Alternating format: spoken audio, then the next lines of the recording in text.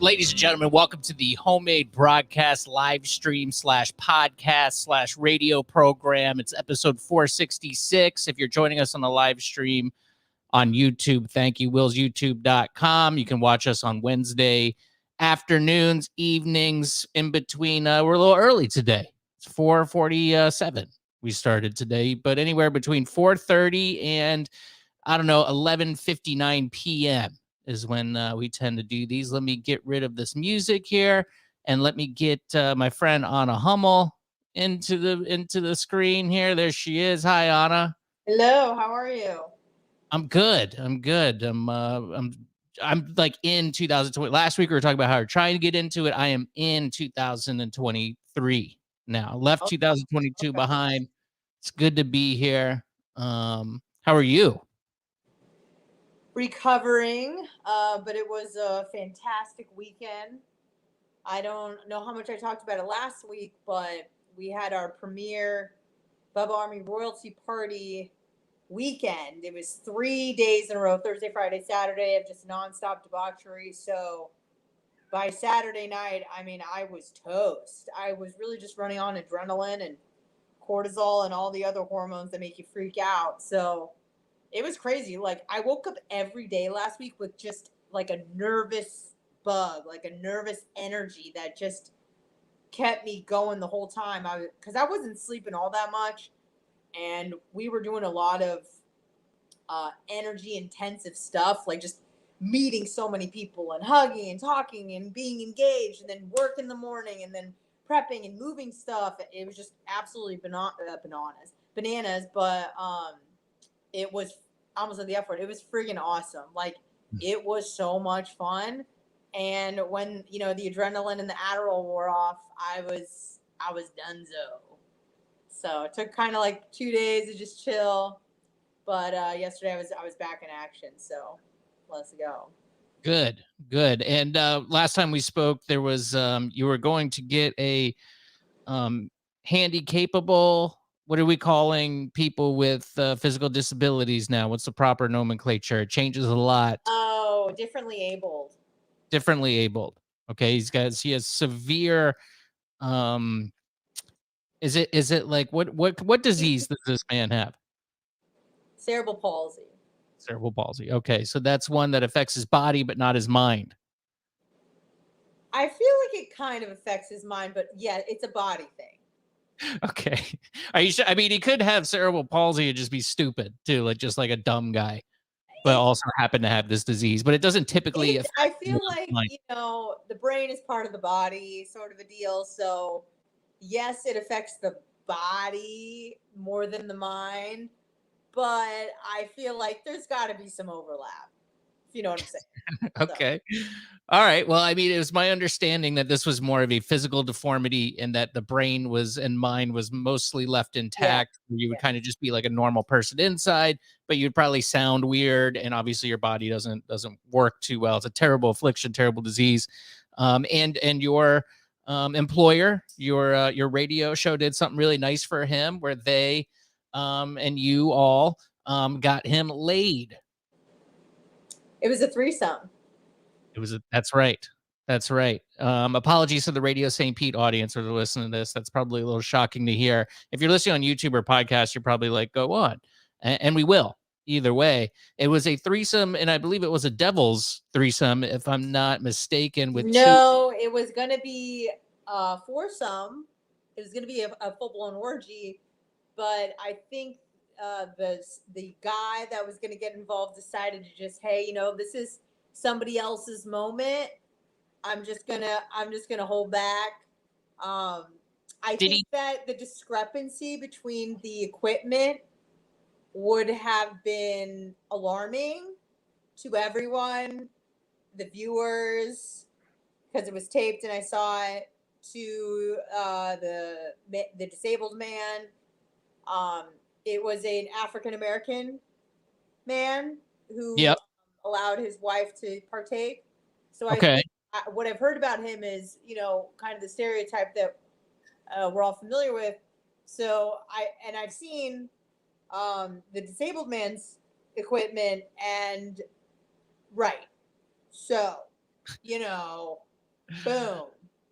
Boom. So I think it was probably Wait a best. minute. Is the claim then that this man was like, I don't want to show this man up with my large package, so I'll just back out now?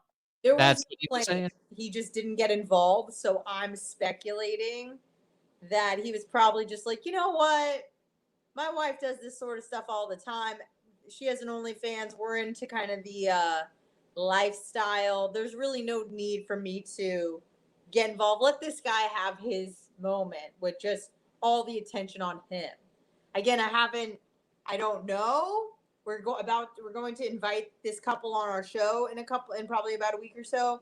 So we'll get some more answers. But as of right now, that's kind of my interpretation. Is it possible that the fella saw the state, maybe he didn't realize this person was as disabled as he thought, and then went, I just can't do this. This seems morally wrong, or got freaked out just because he was like scared? No, this happened last year with just one woman, and I'm pretty sure that tape was shown around, so everybody knew what they were getting into. So the disabled man had seen everybody's OnlyFans, so he knew what the black man's penis looked like. He knew what the girls looked like nude, and vice versa. He had also, they'd seen the disabled man have sex, so they understood. There were no surprises, is what I'm saying. Right. Okay. All right. So it wasn't like he didn't really know what to expect and was like, I can't do this. No, It's no, too no, no, no, weird. no. They knew. All right. Yeah, they knew. So Wow. Wow. Well, good. I mean, that's how what long was, I know we discussed the length of other things, but how long was the video, if you catch my drift? Was he fast or slow? Did he take his time, or was it well, a quick vid? again, it was divided into three parts, and I feel like the three parts that we saw was still not everything. I don't know if there's going to be more parts. I didn't see any completions. I just saw, a lot of foreplay, some coitus. Okay. It was well, we don't need to go too much into It detail was here. little, so it's like, is it fair or not? So Yeah. Right. Right. Wow. Wow, what an experience! What a time! Did you talk to the fella, and did he enjoy the experience, or was he a little oh, taken the back to the disabled man. cameras? Yes. Oh, my best day of his life. Oh, I mean, good. imagine you're a man and you have these urges and you are horribly disabled and you can't do anything and no woman will have sex with you. Sure, Then sure. you come to, no pun intended, to the Bubba Radio Network, and we organize this for you every year. And that's Wow. the kickoff to our party celebration yearly annual festival deal. I mean, he doesn't care if it's taped, he's just happy to get laid. Happy to be there. Yeah. Yep. To come and go, if you will. There. I was thinking about that. It must be worse if you're in that predicament, in that situation where you have a severe handicap.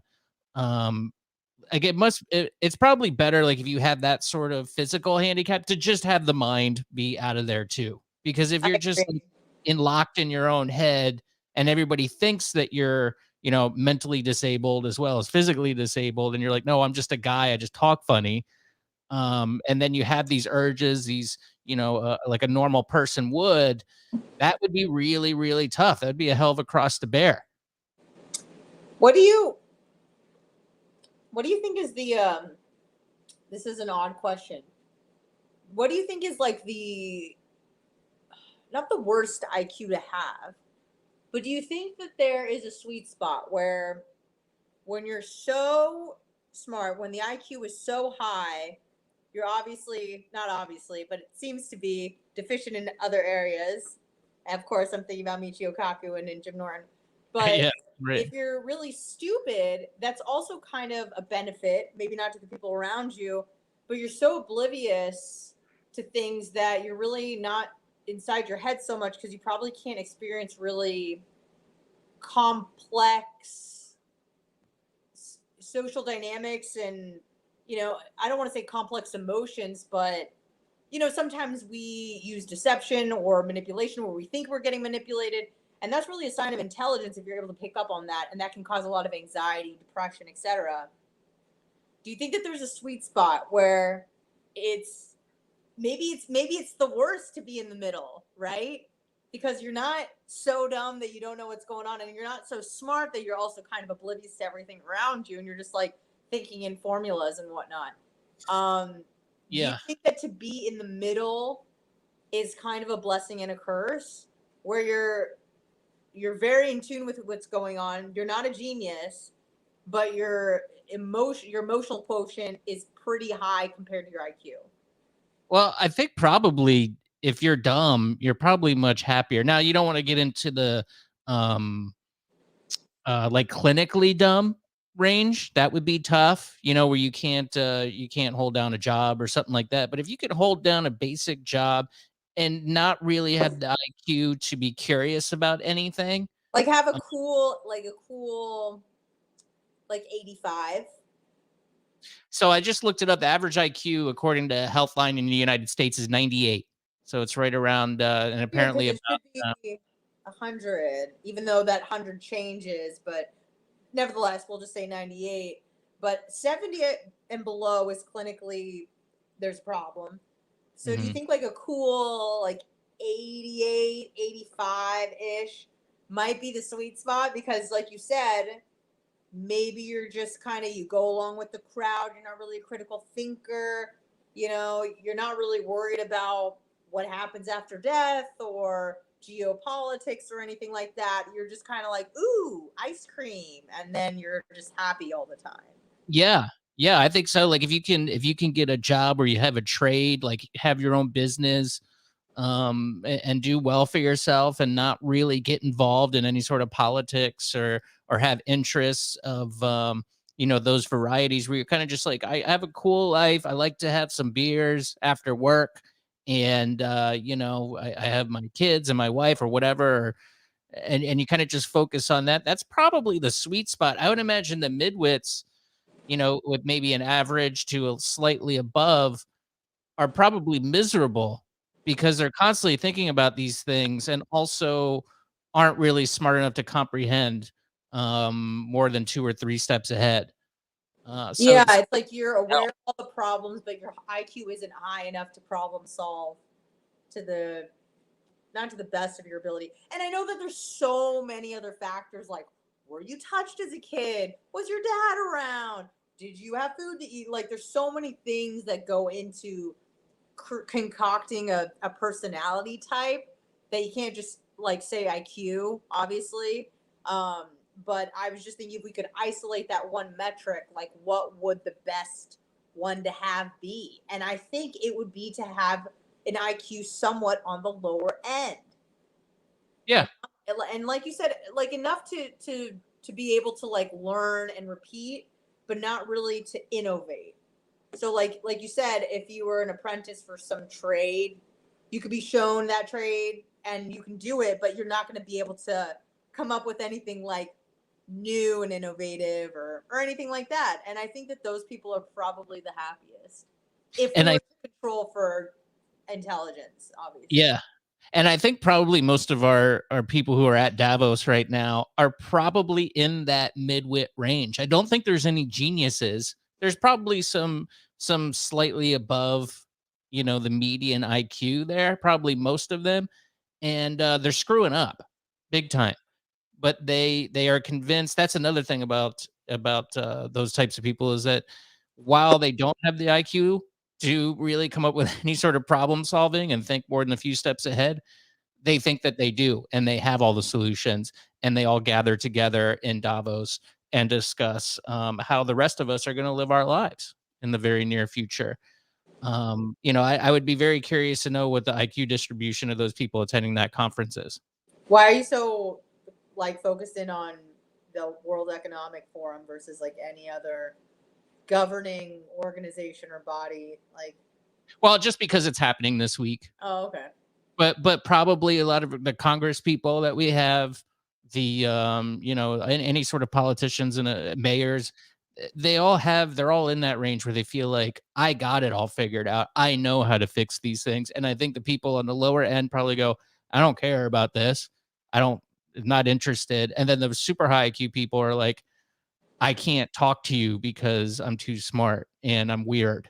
Yeah. And I think in numbers and there's no way I can do any sort of politics or anything. They're focused on trying to figure out, the mass of a black hole or something using only Yeah. imaginary It's kind numbers. of funny because, like, if you think about like both ends of the spectrum, really, we're the selection process is really to favor the mean, right, and around the center. So, like, to be dumb obviously isn't selected for because you get manipulated and deceived by everybody, in the mating game. And then, like you said, if you're too smart, that's almost a disability because you're probably lacking in other areas. No one can relate to you, and everyone thinks you're a weirdo, and you're probably outcasted, so your genes don't make it into the next generation. But that sweet spot, which is most people, are the ones that are, I suppose, doing most of the breeding. So it kind of makes sense. Does that smart people are doing most of the breeding? I would say dumb people are doing more of the breeding. Well, I mean, I feel like the midwit range is quite large, right? Yeah. Well, that's just the Like distribution curve, though. 5 and, well, I don't know what would you say, like maybe 90 and 130, something like that. So I mean, that's Yeah. quite a big range right there. Um, Right.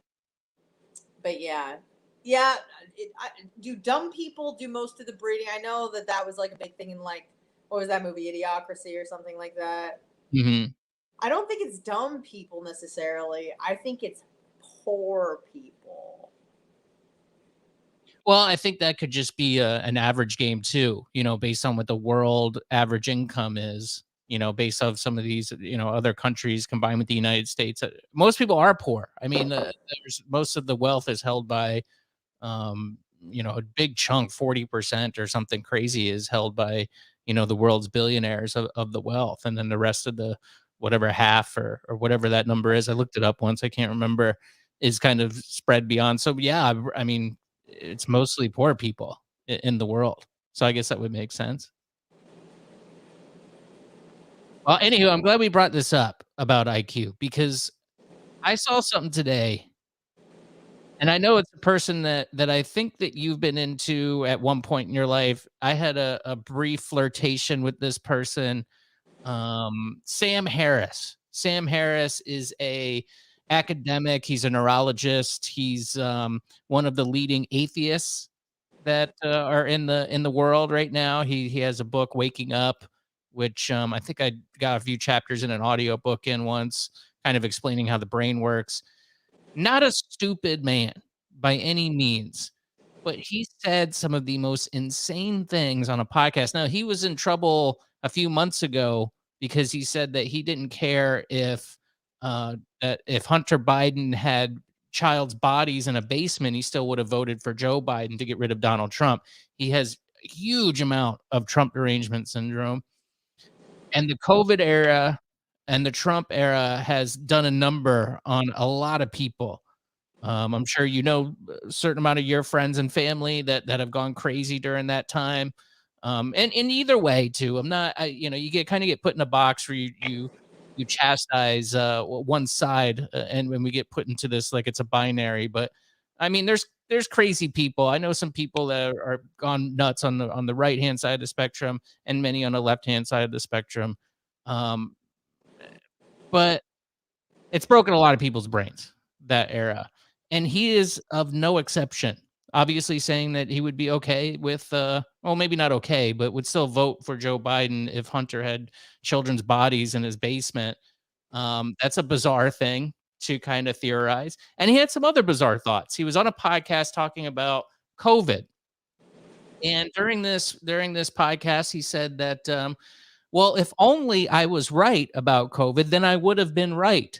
And I want to go over this. Let me pull the video in here. Hopefully, we're able to see this. There he is. We're kind of pushed off to the side. I'm just gonna bring him in full screen here, Anna. This is from a Twitter video, but let me know. Take it back. Can you hear that? Yeah. Okay, good. So he's talking about COVID now. COVID for a second. In one way, we got very lucky that COVID wasn't worse than it was, right? You know, it could have been much, much worse. It could have been 10 times as deadly or, 50 times as deadly. And we would live through, or many of us wouldn't have lived through something truly awful. But had COVID been worse, just enough worse to really get our attention, to really be undeniable, we would have had a different political conversation around it. There wouldn't have been the same kind of vaccine skepticism. Brett Weinstein would not have been releasing 80 straight podcasts on the dangers of the vaccine if a few variables were changed. I mean, just take that, leave COVID exactly as it is, but just make it preferentially dangerous children rather than old people, right? Just flip that around, the variable of age. If kids were dying by the hundreds of thousands from COVID at a rate of whatever it was, 1%, say, but it was pretty much all kids, we would have had a very different experience. So the claim there is that if there are a few variables were different and COVID was different and it was more deadly, things would have been different. I mean, that seems pretty obvious. Yeah. I mean, what's your point now? Well, maybe he's again, because I only was able to watch the abbreviated clip on the article that you sent me. I unfortunately didn't get to watch the whole 5 minutes. Is he like building up to make a better point? Because sometimes you have to state things that are obvious to like get to something a bit more profound, or no? It seems like his thing. There is a few more minutes of this video. We have the time, so we'll kind of go through this. It's about 5 minutes long, but I mean, for somebody who's in this, who claims to be a rationalist, he doesn't believe in God because it's silly to, because he has no evidence for it. But let's say that things were different, that we changed a few variables around, and all of a sudden God cracked through the earth and said, "Hey, Sam, guess what? I'm real." Well, it looks like Sam Harris would be wrong in that scenario. But it's not true. It didn't happen. So playing these games, and I talked to my buddy about this because he's a big stan of Sam, and he goes, "Well, I think these games are fun. I like thinking about other thought experiments." And you go, "Yeah, well, you could play these thought experiments if you don't know the answer, where you could kind of talk them out and discuss them. But now we kind of know what happened during that time." And Well, yet, what was the question that he was asked? Because it sounds kind of silly when he's like going and talking about something like this, but if he was asked a question that was kind of silly or dumb or kind of like an obvious thing, maybe he feels like he has to go back and reiterate a few points. I don't know. So again, well, I yeah, love Sam Harris still. Even after this, I've been a fan probably for almost 15 years. So it's hard for me to watch something like this, especially a man who was very courageous and brave to stand up to a lot of the things that he thought were wrong with certain religions and calling it out for what it is, which I appreciated as just, like you said, a rational thinking human. For someone to go, yeah, maybe it's not good if your daughter's raped that you kill her because she's a disgrace to the family. Maybe that's a bad idea. And everyone's like, oh, he's an Islamophobe. It's like, okay, it's kind of nice to hear voices of reason like that.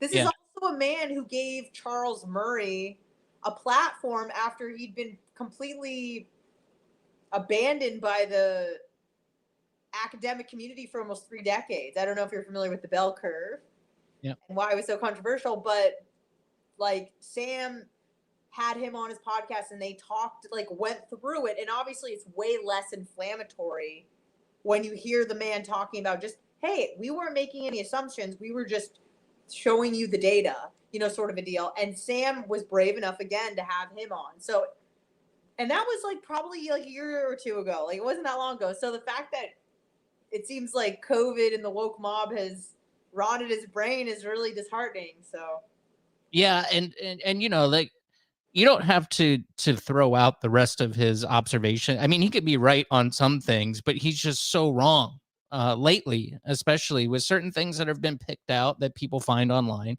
and put a spotlight on.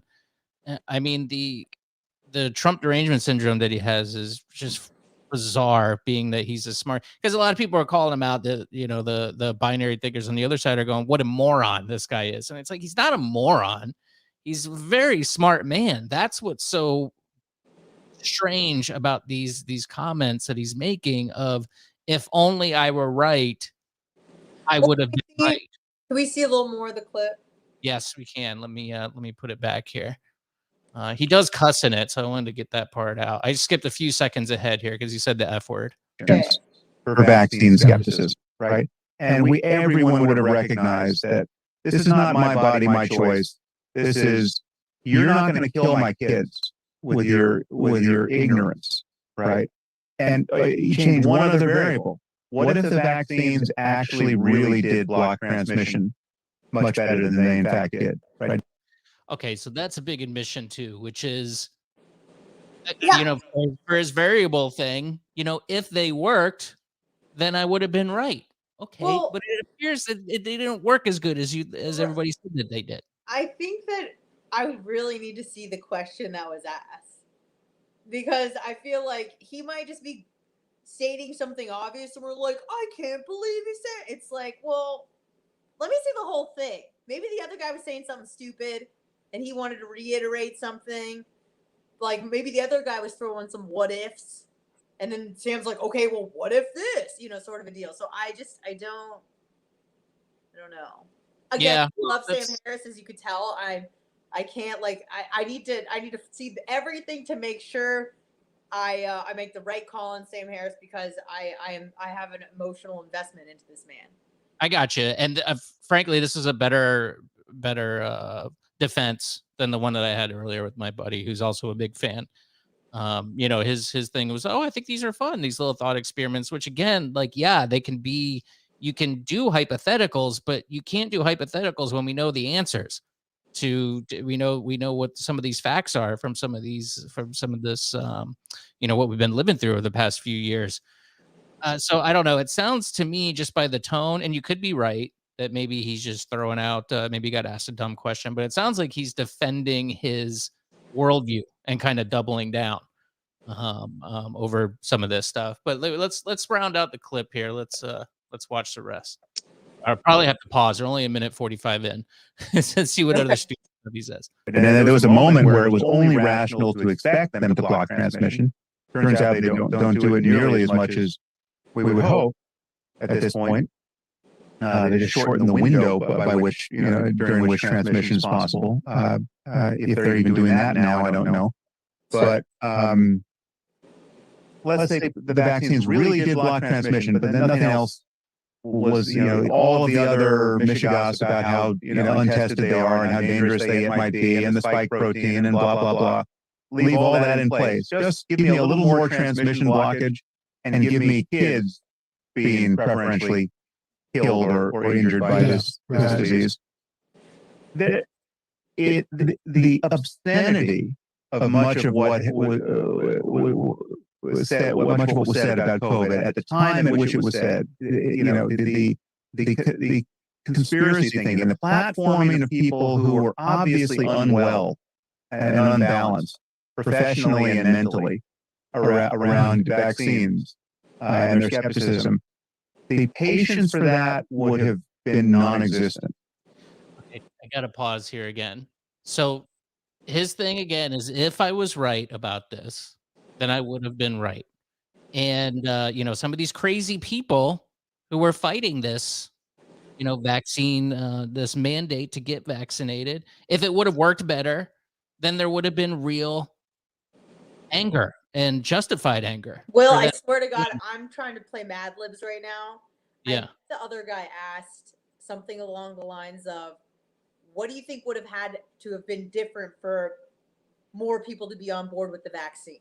Something of that nature. And so he's going, well, if you would have changed this variable and that variable, then there would have been way less patience for people who were saying my body, my choice. So it would have been, I think it's I swear to God, I think it's a question deal.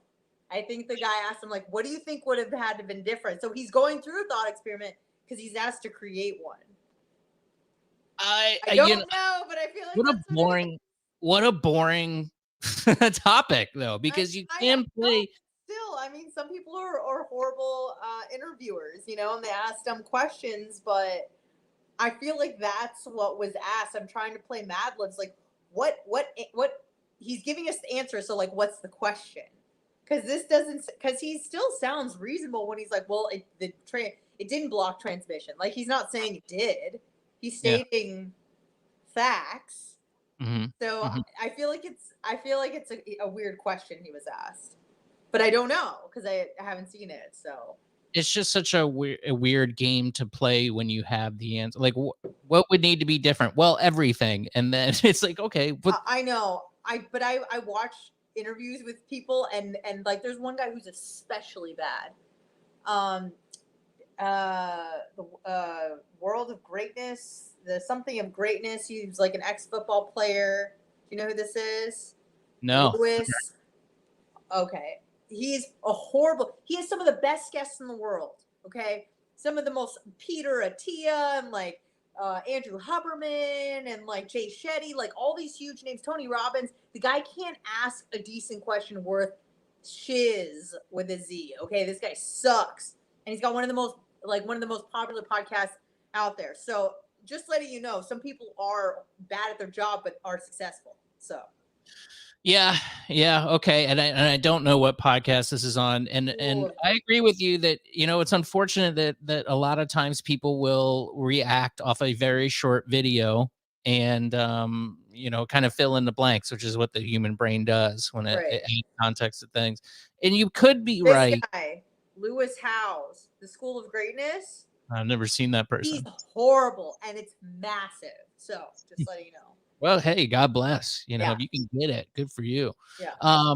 So yeah, maybe. But and by the way, I don't disagree with him on his premise here in this hypothetical that he's putting out where, well, if it was harming children, like it harms the elderly, that people would have a much different reaction and be demanding, that people be, given this shot.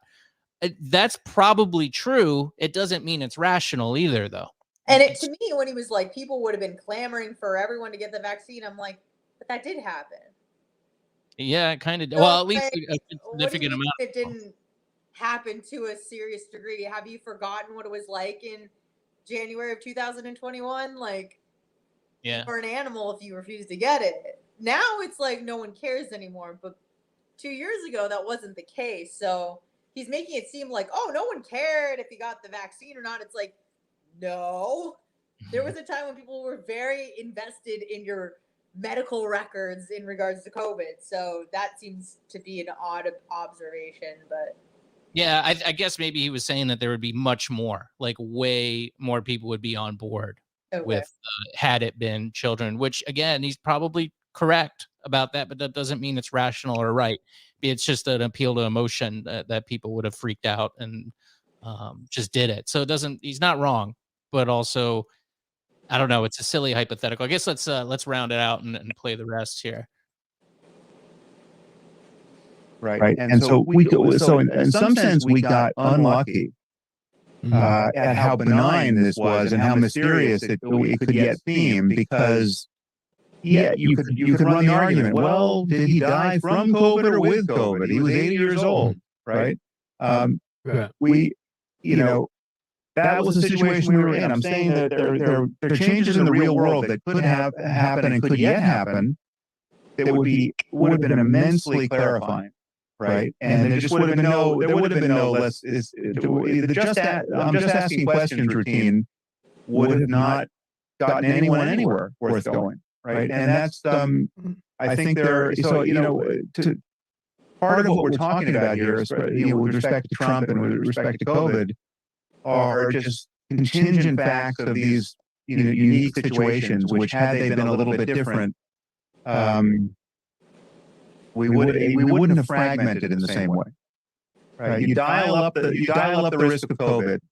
You know, where if COVID just had been, just made you physically ugly, right? Like if COVID was monkeypox, right?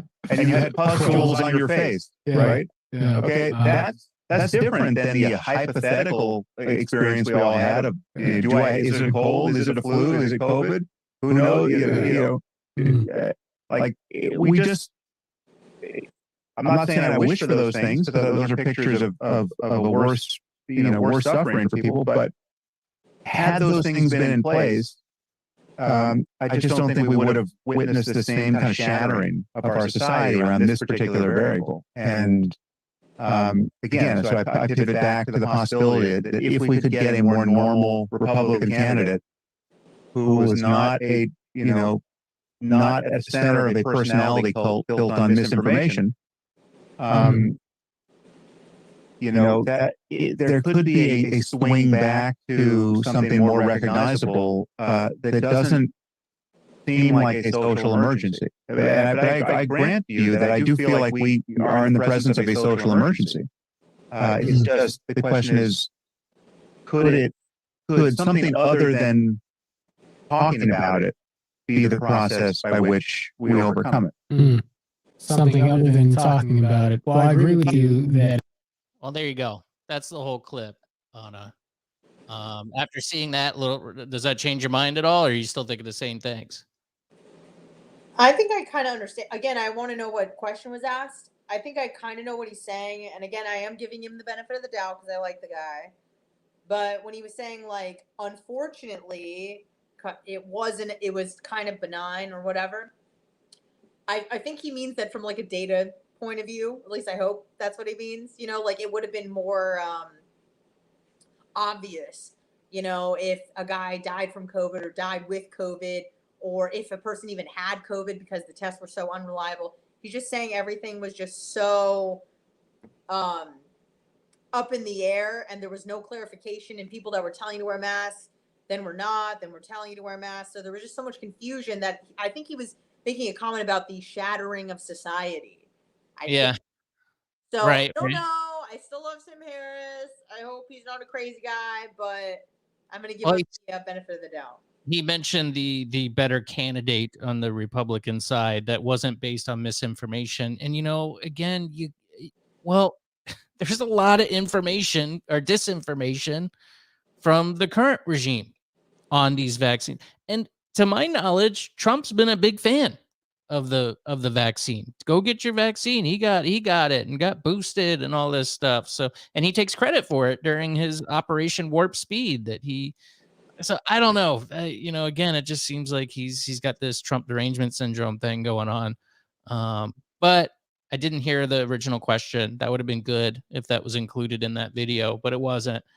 And I don't know. I mean, like you said, he's done good work in the past, and you shouldn't discount that or discard someone. But it just seems like every clip that I see lately, which I don't really seek him out or listen to him anymore. I just can't do it. It's not for me, but he's very popular. So, God bless. But yeah, he just seems like he's a little off the deep end, and says that other people are actually off the deep end, which is interesting. Yeah. Again, the guys had some incredible insights. I think more than anything, well, maybe not. I really appreciate his insights into a lot of things. But I think more than anything is I appreciate his calm demeanor, because he's one of the few people that he's pretty stoic when he talks. And so that allows for much more in-depth discussion, as a listener and a viewer, to listen to two people engage calmly versus just have a screaming match, So he's kind of been, I've liked having him on my roster of people that I listen to for good, calm insights. But yeah, I'm still going to give the guy a chance. I want to hear more about this. I do know he hated Trump. I did know that, and that's fair, because Trump's not a very likable man. So, I mean, I love the guy, but I still love Sam Harris. So right, that's what I have to say. Well, good, and that's where I think that's good overlap, where you can like certain people hate other people that you like, and you can still listen to them. That's a good balanced, diet of your intake. I wish more people would do that. But whatever. You just listen to this show and you'll get you don't really need to listen to anything else. Yeah. My Get personal it all here. Yeah. Well, Anna, I know you got to go. Thanks for coming by again. And we'll talk to you very soon. All right. Thanks, Will. Bye, guys. There she goes. I want to remind you that we still got some HMB radio stickers right here. I sent a bunch out this week. I'm running low. I only got a few left. If you would like some, email me, thehomemadebroadcast@gmail.com. You can get a hold of me on Twitter and Instagram at home_made_man. No Johnny B show tonight. You got hockey on the bone. No Johnny B show tomorrow night because you got hockey on the bone, but we'll be back Friday. Perhaps we'll get Mr. B in on some sort of video tomorrow. So keep your eyes peeled at willsyoutube.com, willspodcast.com, audio only. Thanks for listening and watching and interacting. Hello, Mark Carr. Thank you. That was the only comment today, Mark. So thanks for watching. I appreciate it. Talk to you all soon. You can get in touch, 813-693-2124, hmbradio.com/donate if you're enjoying the show. I split whatever I get with Anna, and hmbradio.com/store. You can get a hoodie and stuff. Sir Neil, there he goes. He says bye. Goodbye, Neil. I just sent your stickers out. Hopefully you get them. He's abroad, and I sent him out a few stickers, so hopefully he'll let me know when he gets them and gets them. Just put 3 stamps on them, Neil. That's all I did. That's what the internet said. I just do whatever the internet says. All right. Just rambling now. Have a good one. I always feel like I forget things, and I do generally. And I'm hoping whatever I am forgetting is popping in my head right now, but it's not. It's really not. For Anna Hummel, my name is Will Kuntz. Goodbye.